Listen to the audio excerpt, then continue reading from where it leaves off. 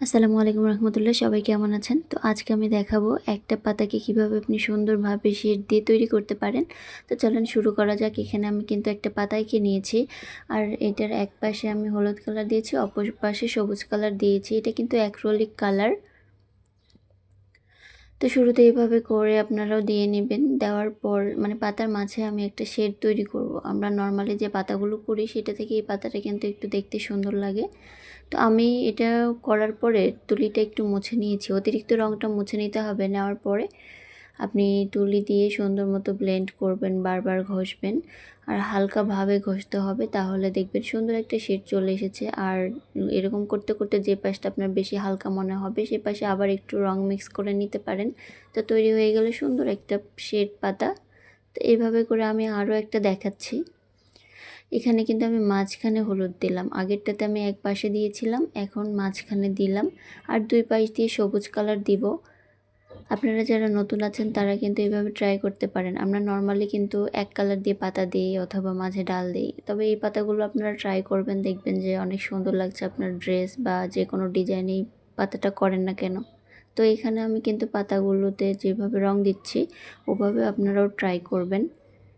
অতিরিক্ত রঙটা কিন্তু অবশ্যই মুছে নিতে হবে, নিয়ে কিন্তু ব্লেন্ডটা করতে হবে, তাহলে আপনার রঙটা যে জায়গায় ছিল, যে জায়গায় রাখতে চাচ্ছেন সে জায়গায় রাখতে পারবেন। আর যদি অতিরিক্ত রং রেখে দেন তাহলে দেখা যাবে দুইটা একসঙ্গে মিক্স হয়ে অন্য কালার হয়ে যাবে,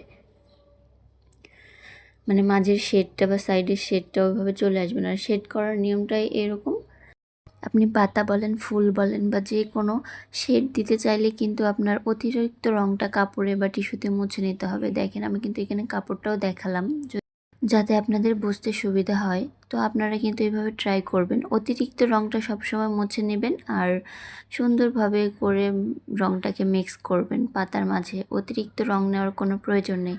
যদি দেখেন যে আমারটা বেশি হালকা মনে হচ্ছে সেক্ষেত্রে সামান্য একটু রং নেবেন আর এভাবেই কাজ করবেন। অতিরিক্ত রং নেওয়া যাবে না।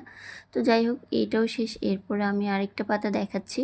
এটার উপরের দিকে আমি হলুদ কালার দিয়েছি। আপনার চাইলে কিন্তু এখানে সাদা কালার দিয়েও করতে পারেন, তবে হলুদটা বেশি সুন্দর দেখায়, এই জন্য আমি এখানে হলুদটাই দিয়েছি।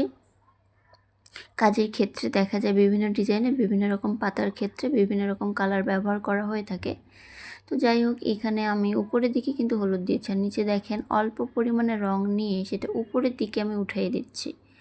এটা কিন্তু মানে এপাশ ওপাশ ডান বাম করা যাবে না, এটা সোজা উপরের দিকে উঠাই দিতে হবে।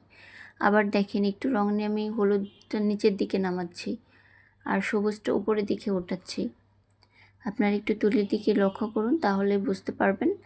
এভাবে করে একটু কালার যদি আপনার হালকা মনে হয় সেক্ষেত্রে আবার আপনি একটু রং মিক্স করবেন। আর অতিরিক্ত রংটা সবসময় বলছি, অতিরিক্ত রংটা আপনারা কিন্তু মুছে নেবেন, এতে করে আপনার রংটা ভালো হবে।